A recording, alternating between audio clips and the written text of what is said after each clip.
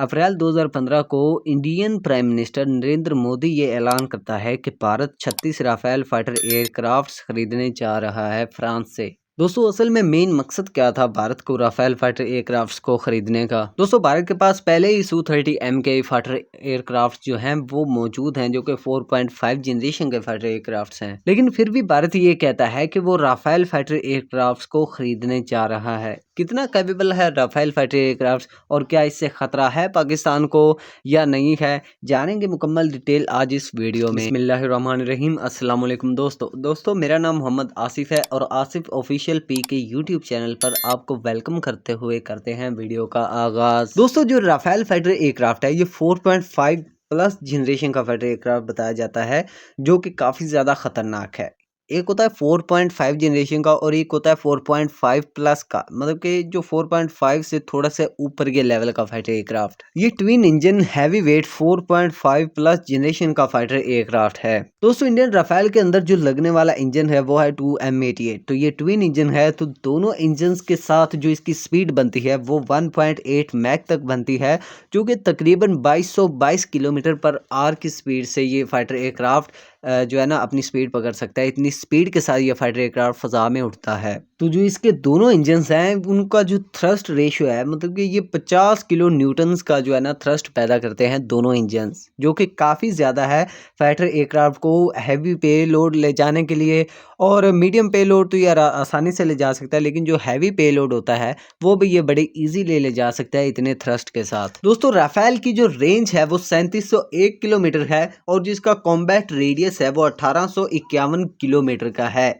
अगर हम लोग बात करें इसके क्लाइंब रेट की, तो ये 1000 फीट पर सेकंड की रफ्तार से क्लाइंब कर सकता है फ़ज़ा में।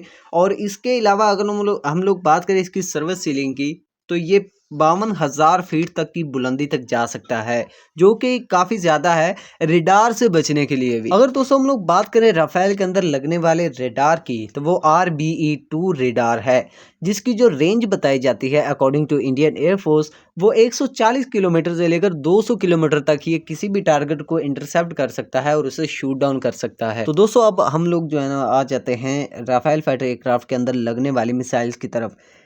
इसके अंदर जो पहली लगने वाली मिसाइल है जो बताई जाती है, भारतीय एयरफोर्स की तरफ से बताया गया ये डाटा। जो पहली मिसाइल बताई जाती है वो स्कैल्प है, जो कि क्रूज मिसाइल है, जिसकी रेंज बताई गई है 300 किलोमीटर। मतलब ये है कि 300 किलोमीटर दूरी से ये फाइटर एयरक्राफ्ट स्कैल्प जो कि क्रूज मिसाइल है उसको फायर कर सकता है। और उसके बारे में बताया ये भी गया है कि वो हाई मैनूवरेबल होती है, वो अपने टारगेट की तरफ बड़ी तेज़ी से बढ़ती है और अपने टारगेट के हिसाब से वो अपनी लोकेशन को सेट रखती है। अब हम लोग बात करते हैं राफेल की लॉन्ग रेंज मिसाइल की। ऐसा पाकिस्तानी यूट्यूबर्स और इंडियन यूट्यूबर्स की तरफ से मुझे जो है ना अफसोस के साथ ये कहना पड़ रहा है कि काफ़ी ज़्यादा जो है ना झूठ और अफवाहें फैलाई गई हैं। कहीं पर जो इंडियन यूट्यूबर्स हैं वो 250 किलोमीटर तक और 300 किलोमीटर तक बताते हैं इसकी लॉन्ग रेंज जो एयर टू एयर मिसाइल है मीटियोर। और जो पाकिस्तानी यूट्यूबर्स हैं वो इसे 100 या 80 किलोमीटर तक बताते हैं।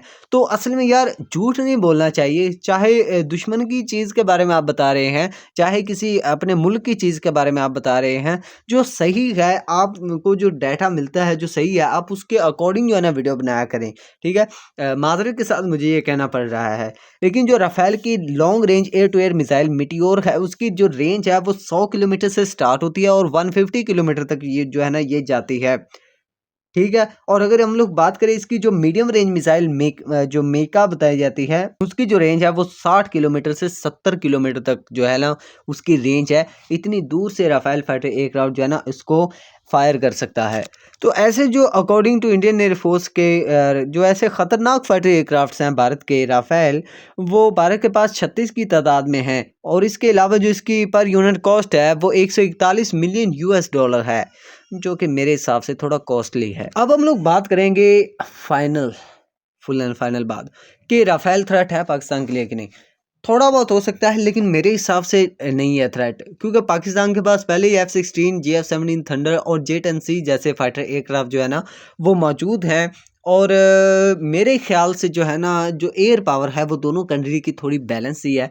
बाकी पाकिस्तान आगे निकलने जा रहा है भारत से 5th जनरेशन का फाइटर एयरक्राफ्ट लेकर, लेकिन मेरे हिसाब से जो है ना ये जो खसूसियात जो क्वालिटीज़ हैं फाइटर एयरक्राफ्ट राफेल में वो इतनी कोई हैवी नहीं है जिसे आप लोग जो है ना इतना ज़्यादा बढ़ा-चढ़ाकर बयान करना किसी भी बात को कि राफ़ेल के आने से भारत ये कर सकता है, भारत वो कर सकता है, ऐसा कुछ भी नहीं है दोस्तों। जो इसकी ख़ुसूसियात हैं वो तकरीबन जे-10C से मिलती-जुलती हैं। कई ख़ुसूसियात में ये उससे आगे, कई ख़ुसूसियात में जे-10C इससे आगे है। तो जो मामला है वो थोड़ा बैलेंस ही है। तो मुझे नहीं लगता है कि ये कोई बड़ा ख़तरा है पाकिस्तान के लिए। बहरहाल जो भी होगा वो देखा जाएगा, अल्लाह ताला ना करे कि दोनों मुल्कों की जो है ना आपस में जंग हो, लेकिन दोनों मुल्क की जो है ना अपने डिफेंस सिस्टम को मज़बूत करने के लिए पुरअज़्म हैं। उधर भारत नहीं जो है ना असला खरीद रहा है, इधर पाकिस्तान खरीद रहा है, तो मेरे हिसाब से दोनों में दोस्ती हो जाए दोस्तों तो थोड़ा बेहतर होगा। बाकी दोनों कंट्री जो है ना अपनी एयर पावर को, अपनी मैन पावर को और अपनी नेवी पावर जो है ना वो हर तरह की ताकत को बढ़ाने में लगी हुई हैं। तो बस इतना ही है यार, मतलब कि देखिए मुझे नहीं लगता है कि दोनों कंट्रीज़ को आपस में लड़ना चाहिए। बाकी कमेंट बॉक्स में आप अपनी राय का इज़हार ज़रूर दे सकते हैं और चैनल के बारे में यार मेरी आपसे यही रिक्वेस्ट है कि 1 के सब्सक्राइबर जो है ना वो अल्हम्दुलिल्लाह कंप्लीट होने वाले हैं। 600-700 हो चुके हैं। तो अगर कोई चैनल पर नया है तो चैनल को सब्सक्राइब कर सकता है ऐसी मज़ीद वीडियोज़ को देखने के लिए, और वीडियो को आप लाइक कर सकते हैं। और मिलते हैं नेक्स्ट वीडियो में, तब तक के लिए अल्लाह हाफ़िज़।